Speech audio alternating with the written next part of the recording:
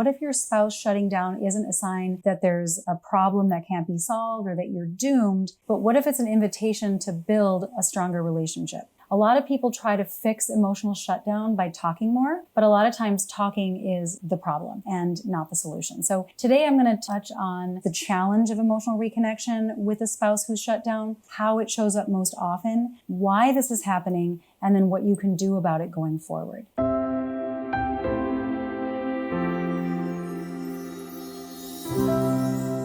So if you're listening to this, you've probably already had the experience of reaching out emotionally to your spouse and feeling like they're not responding, either just not answering you and giving you the silent treatment, or maybe they're just responding with a lack of interest. They might also just seem really detached or cold and distant, but they're saying that they're fine. They're acting like they don't really feel it or understand what you're talking about. So either they're just not acknowledging it or they're not being honest with you about it. They might also say that they need space, they just need time, they don't really know what's bothering them. Or maybe you're already living in different corners of the house like roommates and wondering how you even got here.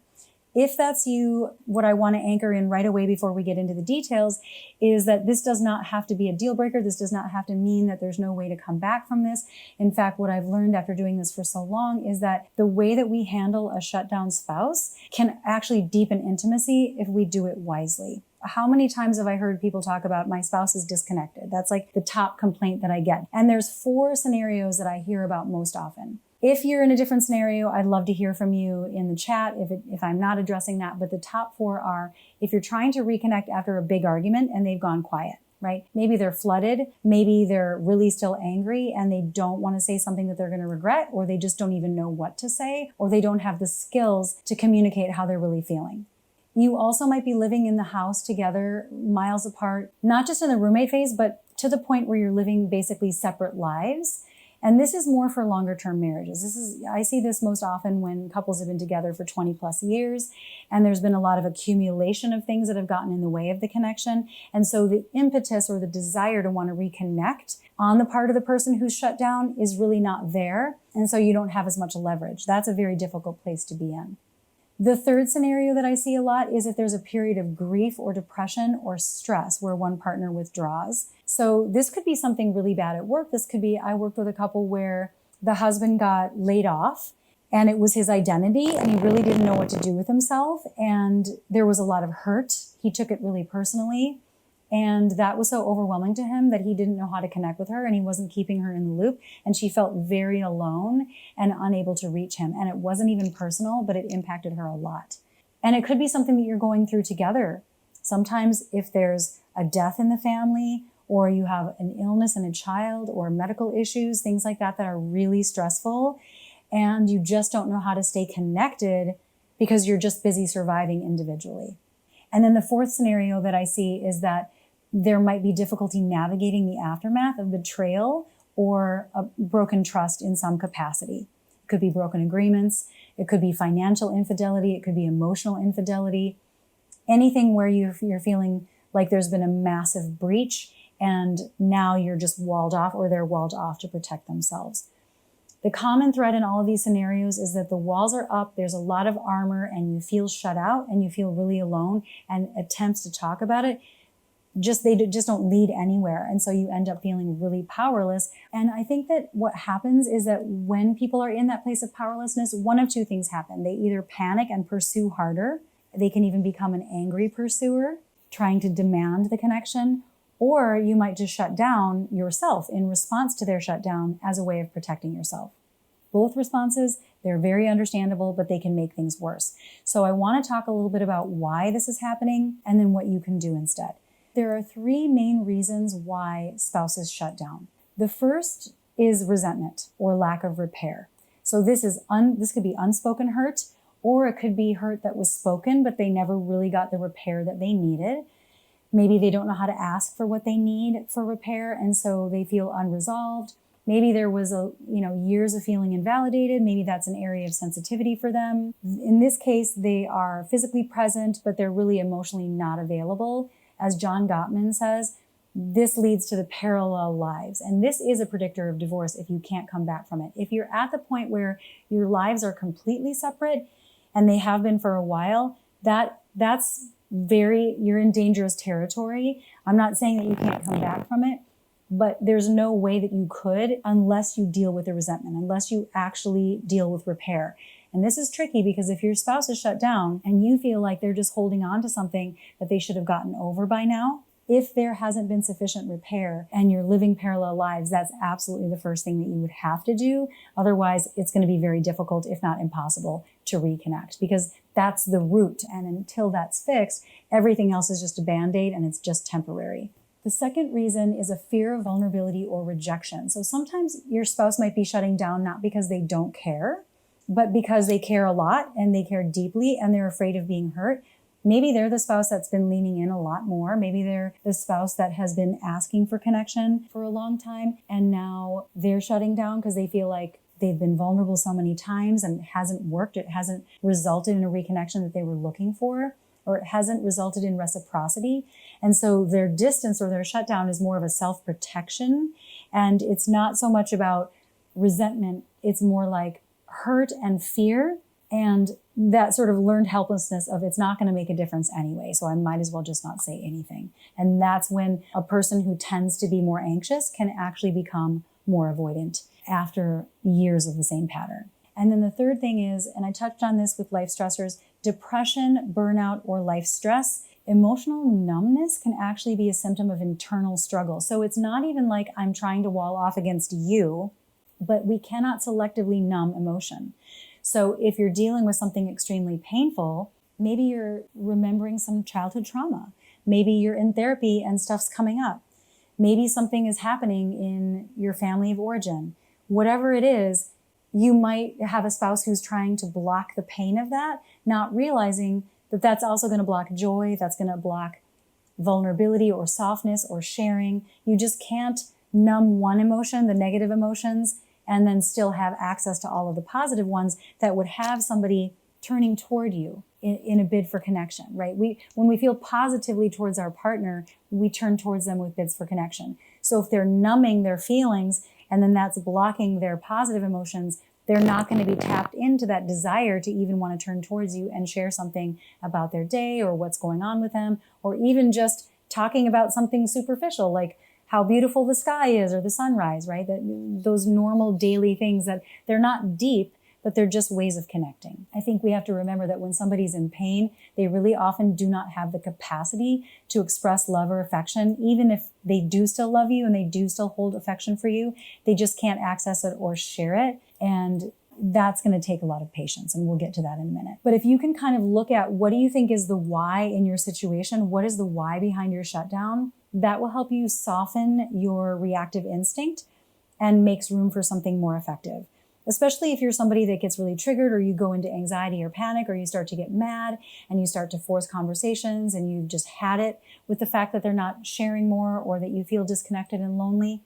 When you can tap into the why and have a better understanding, it will soften that reaction that makes it worse. Because when you go into anger or frustration or judgment, it's definitely not going to create a safe environment for them to reopen up to you again. Now, I'm going to talk about 3 things that don't work when we try to reconnect, and then 6 things that will move the needle. And of course, this is going to also be taking into consideration what the why is behind the disconnect in your relationship. Think about these in your own relationship. And if you're doing any of these 3 things, you really want to find a way to stop. The first thing is, when we're hurt and confused, we might want to go into pursuing, where we're demanding to talk, we're asking for reassurance, we're asking a lot of questions where we're trying to get clarity, or we're asking them to explain themselves to us. We're trying to understand, we're trying to make sense of it, and we're coming forward under the guise of, I'm just trying to understand, I'm just asking questions. Like that's not a problem. And it shouldn't be a problem. Technically, when you're in a connected relationship and you really love your spouse, of course you want to know what's going on with them. But if you've already tried that and it hasn't worked, or they've indicated that they can't give you the answers that you're looking for and you keep doing it, then you're banging your head on the same wall. You're getting frustrated, they're getting frustrated, and it's making them maybe even mad at you now. Whereas before they might have been struggling with something internally and not knowing how to come back. That's very different than feeling like I now need to avoid my spouse because they're always trying to talk, they're always asking me questions, they're always complaining about the fact that it's like this, and that's even worse, right? So now it's a double whammy. And it actually exacerbates the shutdown.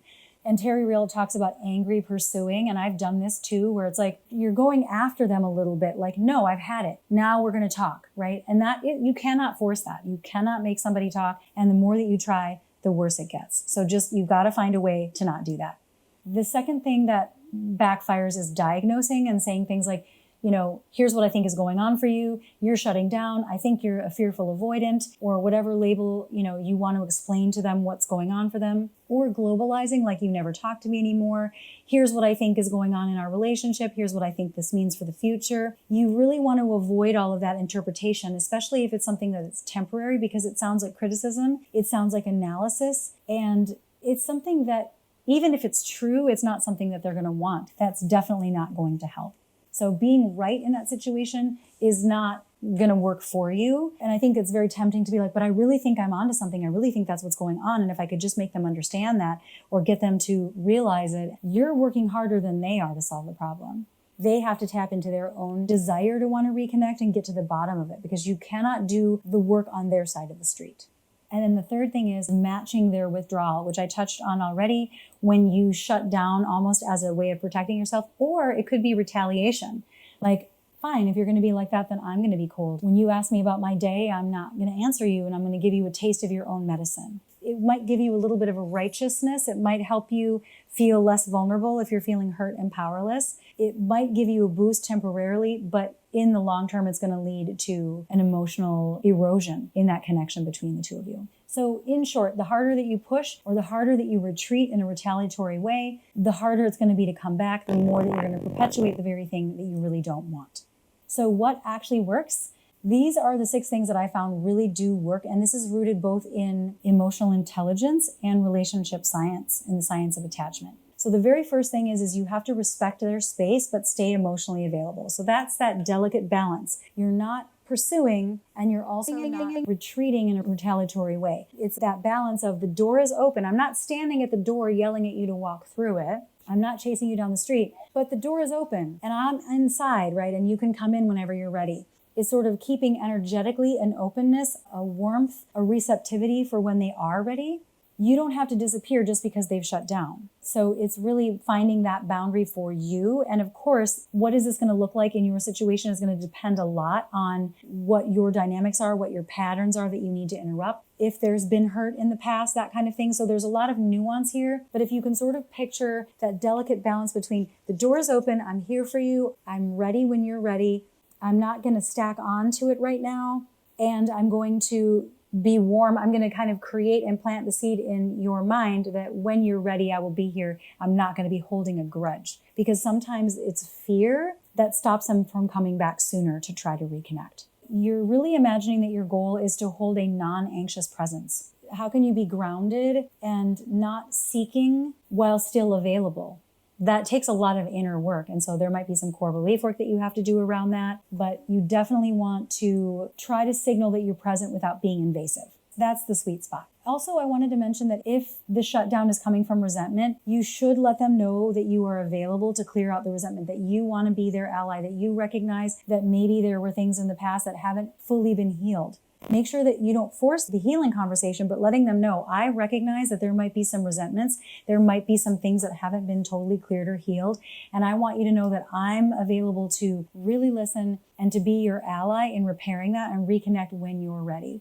So you have to be really explicit, especially if your spouse has tried to repair and you have been dismissive or invalidating historically. They will have to hear that very clear, explicit declaration in order for them to sort of adjust their psyche to the possibility that maybe it would pay off for them to talk to you again. And then in the meantime, while you're taking care of yourself and being patient and waiting for them to walk through that door that you've left open for them, the second piece is really critical, and that is regulating your own nervous system, regulating your own emotions. So when your partner disconnects, this can activate your childhood wounds, this can activate your survival fears, that can cause a lot of triggering. And so then we don't feel like we're safe. Maybe we feel like we're not lovable. Maybe we feel like there's something wrong with us. Or we go into that panic of, oh my gosh, I'm going to be abandoned again, because maybe you had experiences in early childhood with that. And so that's the time where you have to turn inward, and you're not going to turn toward them to try to get the reassurance. You're not going to try to turn to them to get anything at all. You're going to be asking yourself, what is this bringing up for me? What is the meaning that I'm giving this? What story am I making about their struggles right now? Especially if you think it is related to something that's not about you, but your body is responding as though it is. That's your work to do, right? And so what I would recommend in terms of that inner work is journaling, taking a walk. There's tapping to smooth out the energy. There's EMDR if there's trauma stuff, whatever it takes, like whatever your modality is, it's going to work for you. You have to draw a line in the sand to make sure that you're not going to vent it onto them. If they're the shutdown spouse, they're not in the best position to be the person who's going to help you and help you heal. Even if they wanted to, people can't do that for us. We have to do that on our own. So have a think about what that will take for you to develop and cultivate that sense of well-being even while they're disconnected. The third thing is that you really want to lower the intensity. If you come in hot a lot, if you come in fast talking, problem solving, wanting to fix it, emotional flooding, that's something I can definitely relate to in my early marriage. You're going to want to try a softer approach. What is your energy that you're bringing? Because it's the intensity of your energy that is going to make or break that open door, if they're going to walk through that open door. And that's something that is beyond words. It's not even something you can say with the right words. It's just something that can be felt. So instead of saying something like, why are you always shutting down? You could say, I really miss us, and when you're ready, I'd like to spend some time together. And that calms your own nervous system. You're coming in softer, you're lowering the intensity, you're still putting yourself out there briefly without any demand. And what's really interesting about that is just by speaking that, hey, I just wanted you to know this. I'm putting this out there as a seed planted, and you're not expecting anything immediately. That shows you and your own brain that you are okay, right? You're doing what you can, but you're not trying to control what you can't control. It's the serenity prayer of knowing the difference between what you can change and what you can't change. And living that balance and living that clear boundary is enormously healing for our own self-concept and our self-esteem and any codependency issues that you might have. The fourth thing you want to do is stay kind without keeping score. Kindness, especially when it's not returned right away, can feel very vulnerable. I'm being kind, I'm being open, I'm keeping that door open, I'm being warm, right? But I'm not getting anything back. If it's in your values to be kind when somebody's going through something, or if it's in your values to be patient and you're in this for the long game, you don't have anything to lose because you're still in alignment with your own goals and your own vision. You're not sacrificing something about yourself. You're not getting your needs met right now, but that's what an adult marriage is. I mean, you're not always going to have every need met at every time that you want it met. It's always a negotiation of meeting each other's needs, and ideally in a marriage, it all works out, right? But I'm speaking to those times that you go through where it's not being reciprocated. But what helps my clients is when you can anchor yourself into that this is a value that I hold and how I show up in accordance to that gives me a sense of confidence, then it doesn't really matter what they're doing. But it actually does work. But that just helps you stay the course and not get impatient. Now, the fifth thing is to focus on your own life and not on their shutdown. That's part of what I was talking about with the emotional regulation piece and getting grounded within yourself. Use this time to pursue your goals. How can you fill up your own cup? Lean into your passions. Have there been friends you've been wanting to spend time with that you've lost track of? How can you reconnect with your own identity? Or where are there areas in your life that you've been wanting to increase your self-care or reach a goal or learn something new? Whatever that is, this is your time to do that. And that actually will help you not only feel better in the moment while you're waiting, but it sets you up for being a stronger person when they are ready to reconnect or to support your skills in helping them reconnect. So maybe it's joining a class, maybe it's starting a project, maybe it's going to the gym, whatever it is for you to feel whole so that your energy is grounded and your well-being is independent from what they're going through. That is magnetic. That's how you magnetize them back into the connection. They want to reconnect, especially for those spouses who, like I said in the beginning, if it's from a place of long-standing resentment over many years and they're really not tapping into their will to reconnect anymore, they don't even feel like they care if they reconnect, this will help with that, right? You're magnetizing them back in by being your happiest, best self. They want to join you there. They see what you're building, they see what you're doing, and that it feels good over where you are, and so they want to lean into that a little bit. And then finally, the sixth thing is to create shorthands for tough moments. So what this is speaking to is having a shared understanding, almost like when you have a timeout, if you're a high conflict couple and you have a code word that says we need a timeout, and what that means is all the things that we can't say because we're too triggered. So we'll say this one word and that's what it's going to mean, and we'll both understand that. This is the shorthand for when you're in a good place, you can talk about what shutdown looks like. Like, let's say you realize that your spouse realizes that they tend to do this to you and they're working on it. They're struggling with it. You can be their ally and you can say, all right, next time that happens, let me know so that I'll know how to adjust myself and not make things worse, right? So it's now you've come to the same side of the table and you're allies in this. We know that there's going to be moments where we're disconnected. Here's what would help. So an example would be like, what if your spouse were to say, I'm heading into the fog right now, or I've got the cranks, or whatever term would be your cue of, okay, they're struggling with disconnection, and I know that it's temporary, especially if you are somebody who's an anxiously attached spouse and your spouse is a fearful avoidant. They really do want the connection, but it's sort of like it has to be on their terms sometimes, and you need to be patient and wait, and you know it's coming, but you just have to wait. Right? This is a great way of reminding yourself, like, it's coming. Now I just have to be patient. And you can have a sense of humor about it.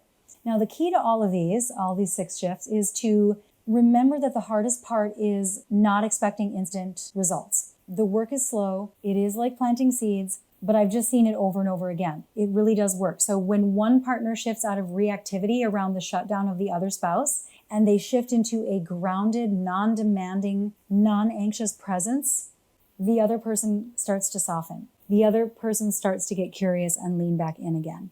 And it is a little bit magical. And I'm not saying it has to be like this for the rest of your life. It is a short-term pattern interrupt, especially if you're dealing with resentment or you're really trying to break a pattern from your history. And a way of looking at this is, if your spouse is shut down, your first job is not to try to get them back. It's to become the kind of safe, steady presence that they can come back to. That's how you want to look at it. And it's hard, right? And it's frustrating, and it may be something that you really resent also, like you struggle with it, but it's almost always an opportunity to heal your own anxieties. It's almost always an opportunity to learn emotional regulation skills, to develop a really strong, grounded sense of well-being that is independent from their well-being, to move out of codependency, and to tap into skills that you wouldn't have learned otherwise. And so that's the blessing in disguise that a lot of people overlook. And when you can remember that this isn't going to be in vain. So it's almost like the crisis of disconnection is the opportunity of being able to pivot, to learn, to cultivate new skills, and shift the pattern that no longer works for you. And remember that staying in your lane and being patient and planting seeds is not a long-term forever solution, but it is an excellent catalyst for change. It is a disruption to the status quo. It is a pattern interrupt, and it will lead to greater clarity of some kind, even if you don't know where that's going to lead you. Sometimes anchoring into the unknown can be very scary, but that's where all new things are created. That's it for today. If you like my content, please take a second and either like this video or subscribe to my channel, or both. That will help us reach the people that really need to hear this stuff.